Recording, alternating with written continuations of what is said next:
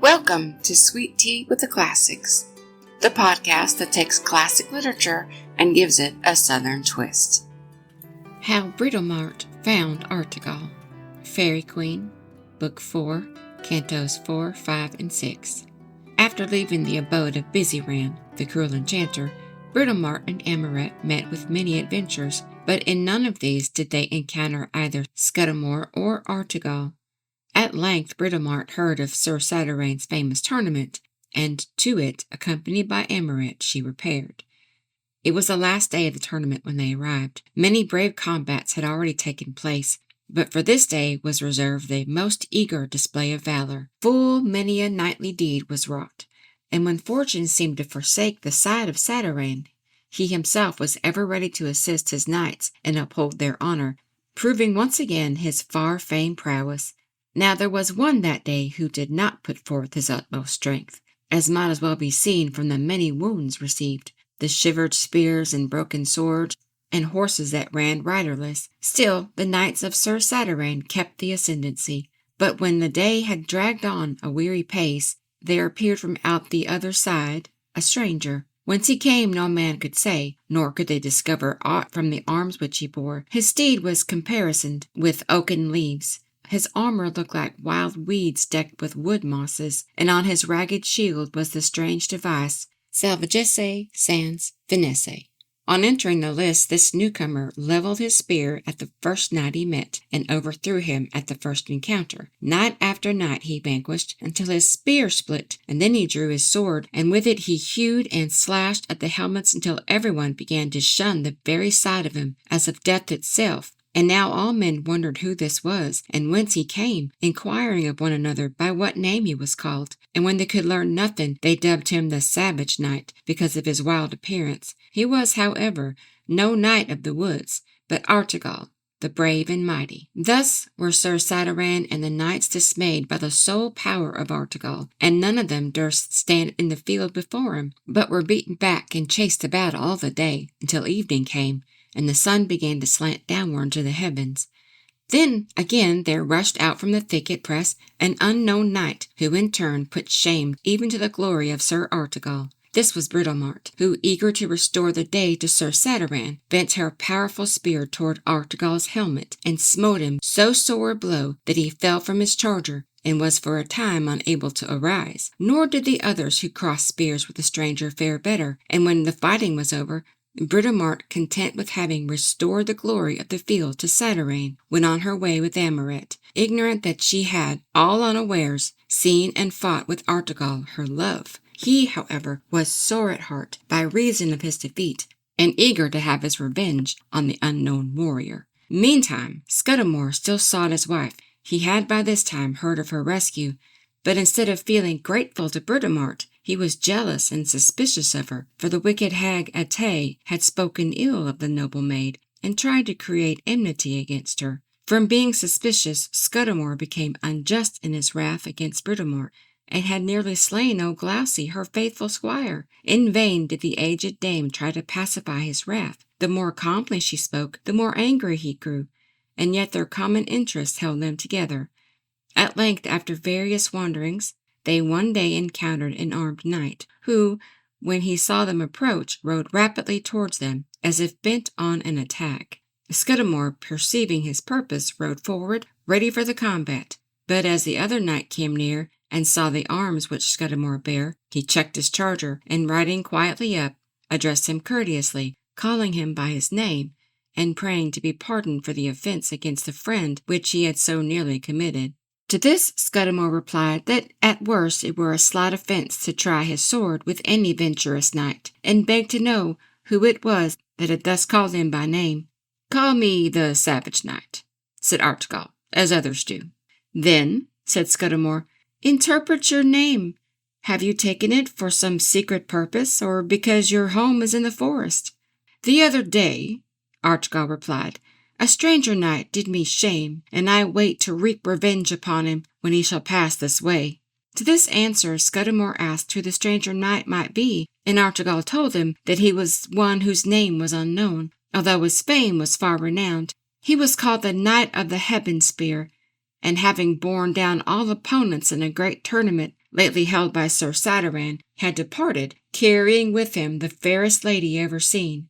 When Scudamore heard mention of the dread spear, he knew it must be Britomart of whom Artegal spoke, and his rage kindling afresh, he exclaimed in angry accents, "This is not the first uncourtly deed of which that knight is guilty. He hath stolen from me my true love, and if this hand can aid in the revenge you purpose, it shall not fail you when the time arrives." So together they plotted vengeance on the unconscious and noble Britomart.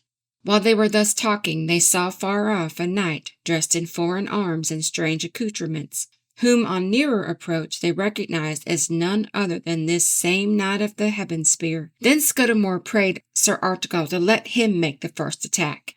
Artegal granted the request, and Scudamore, preparing his spear for battle, ran fiercely against his foe. Britomart, seeing his intention, prepared to receive the onset, and so entertained Sir Scudamore that presently both horse and rider were on the ground.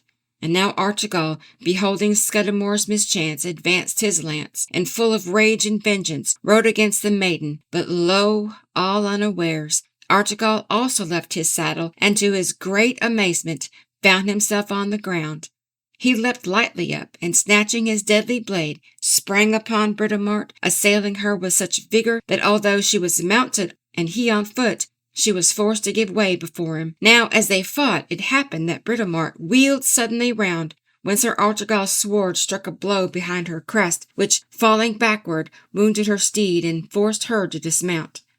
Not a whit dismayed, she cast from her the enchanted spear and betook herself to her shield and sword. So furiously did she fight that Artegal, exhausted by his long combat, had to yield before her, and her sword pierced through his armor and wounded him so that his blood flowed freely on the green grass.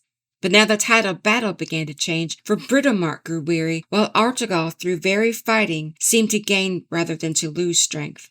He showered blow after blow on his opponent as if he would tear her body from her soul. And then, gathering together all his force, the savage knight upraised his arm to deal a stroke from which it seemed impossible that Britomart could escape with her life. Down came the cruel blow, and falling on her helmet, struck off the facepiece, then glancing aside, did no further hurt. And now appeared the maiden's beauteous countenance, shining like the ruddy morn, and all around her fair hair, loosened from its band by the stir of the fight, fell like a golden shower, glistening as the shining sand. And Sir Artegal once more raised his sword, thinking to deal the last deadly blow. His arm was suddenly arrested, and benumbed with secret fear, shrank from its revengeful purpose, while the cruel sword fell from his slackened fingers to the ground. Then Artegal, having gazed long at the fair and unexpected vision, fell humbly on his knee, thinking that she who stood before him was a heavenly goddess, and horror-struck with what he had done, prayed for pardon. But Britomart, full of wrath because of the stroke that had revealed her face, still held her arm uplifted, and standing sternly over the knight, threatened to strike unless he would return to combat, bidding him arise or he should surely die. But Artegal only prayed the more earnestly for pardon, or if that were refused him, besought that she would take her will and inflict on him what punishment she chose. And when Scudamore, who now quaked with fear, watched her as she stood resolute, and beheld how fair and heavenly her countenance appeared, he crossed himself and began to worship her as a celestial vision. And old Glasgow, seeing this, and knowing that now all jealousy of Britomart would be at rest, was joyful at the thought of a good ending to her sore trouble, and greeting her lost nursling, prayed her as she loved her faithful squire to grant these warriors a truce. The maiden yielded at her request, and the knights raised their beavers to show who they were. When Britomart beheld the face of Artegal in all its manly beauty, she saw that it was the countenance she had beheld in the magic mirror in her father's house. Her angry courage gave way, her haughty spirit became subdued, and her upraised arm fell quietly by her side. But the maiden was very proud, and cared not to show that she was conquered, so by and by she tried to uplift her hand again, as if rage and revenge still remained in her soul, but it fell harmless, for she caught sight of Sir Artegal's fair countenance. Then she tried to force bitter, angry words from her tongue, but it too refused to obey her will, and instead of wrathful speeches, would utter only mild and gentle words. And Scudamore, relieved from all his jealous fears by the vision of her loveliness, grew supportive in his speech, rallying Sir Artegal on his so sudden humble behaviour toward his late opponent. "Indeed, Sir Artegal," he exclaimed, "I delight to see you, who were wont to despise all fair dames, became so suddenly a lady's thrall." When Britomart heard the name of Artegal, she knew in very truth that this was the knight whom Merlin told her she should wed. Her heart gave a great leap. She trembled for sudden joy and secret fear, while the blood rushed through her veins and mounted to her fair face. Then, fearful of betraying herself, she strove harder to continue in her former angry mood, trying thus to hide her newly awakened feeling. And now old Glousy began to speak wise words. "Ye gentle knights," she said, "whom fortune hath brought to be spectators of the emotion which secret fate hath wrought in this fair lady, marvel not, and henceforth be not the prey of idle fears and jealous thoughts. Nor may you, Sir Artegal, again disdain the might of woman's arm, which has twice conquered you, nor any longer be rebellious unto love, which is the crown of knighthood, and be the bond of noble minds. And you, fair lady knight," continued the old woman, "relent and grant him your grace." Britomart blushed deeply at her nurse's words, but Artegal rejoiced in his inmost heart. Yet he dared not make too sudden a change in his demeanour, nor show openly the love which her beauty and quiet dignity of manner, so grave and full of princeliness, inspired within him. But his passion grew stronger from the very restraint imposed upon him. Here Scudamore, whose heart had all this time been racked with fear and hope, interposed with a request for tidings of Amoret. This Britomart at once granted, and went on to relate a sad tale, how after freeing her from the enchanter, and guarding her with tender care and love for many a day, she had lost her in a wild desert, where from sheer weariness Britomart had fallen asleep. Poor Scudamore was terribly cast down by these melancholy tidings, and only plucked up a faint hope when Britomart pledged herself to remain with him until together they found the missing dame.